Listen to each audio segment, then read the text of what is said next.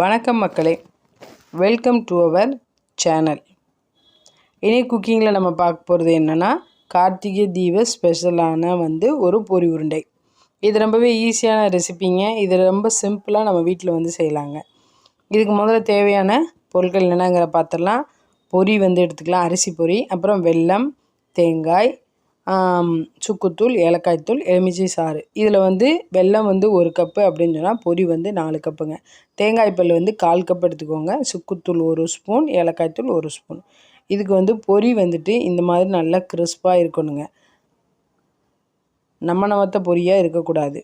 So இந்த மாதிரி இருந்தாலுமே நம்ம என்ன பண்ணுறோம் அப்படின்னா, ஒரு பாத்திரத்தில் போட்டு லேசாக வறுத்துக்கலாம். ரொம்ப வறுக்கணுங்கிற அவசியம் இல்லைங்க, லேசாக வறுத்தா போதும். வறுத்துட்டு தனியாக எடுத்து வச்சுருங்க. அப்புறம் ஒரு பாத்திரத்தில் 1 கப்பு நம்ம வெல்லம் எடுத்துக்கலாங்க. அதில் 1/4 கப் அளவுக்கு தண்ணி எடுத்துக்கோங்க. தண்ணி எடுத்து அந்த வெல்லத்தை நல்லா கரையிற அளவுக்கு வெயிட் பண்ணுங்கள். நல்லா மிக்ஸ் ஆகட்டும். அந்த கட்டி எல்லாமே நல்லா கரையணுங்க.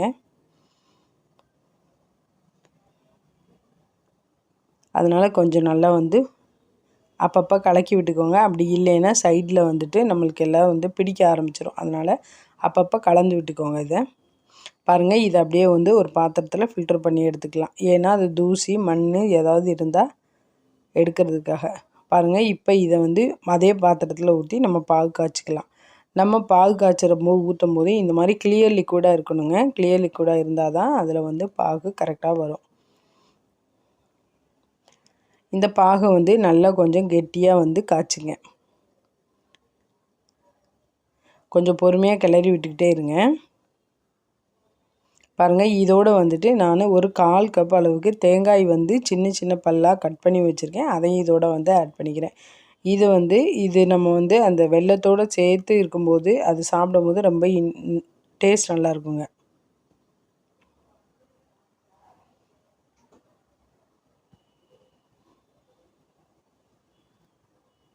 பாருங்கள், பாவு நல்லா திக்காயிடுச்சுங்க. இப்போ நம்ம 1 ஸ்பூன் அளவுக்கு சுக்குத்தூள் சேர்த்துக்கலாம். சிலருக்கு அந்த பொரி இதெல்லாம் சாப்பிட்டா ஒரு மாதிரி வயிறு தும்முன்னு இருக்க மாதிரி இருக்குங்க.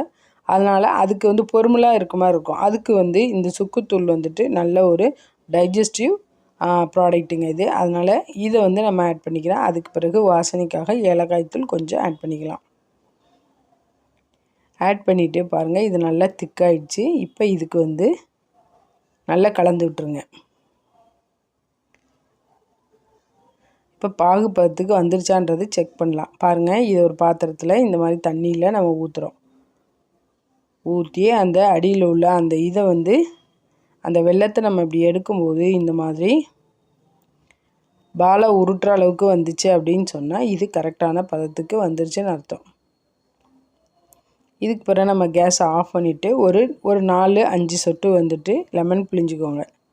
இது நான் 1 கப்பு அளவுக்குங்கிறனால கொஞ்சமாக லெமன் புழிஞ்சிக்கிட்டேன். நீங்கள் எவ்வளோ எடுத்துருக்கீங்களோ அதுக்கேற்ற மாதிரி. அப்புறம் நம்ம எடுத்து வச்ச அந்த வறுத்து வச்ச பொரியில் இந்த வெல்லத்தை ஆட் பண்ணி நல்லா கலந்து விட்ருங்க.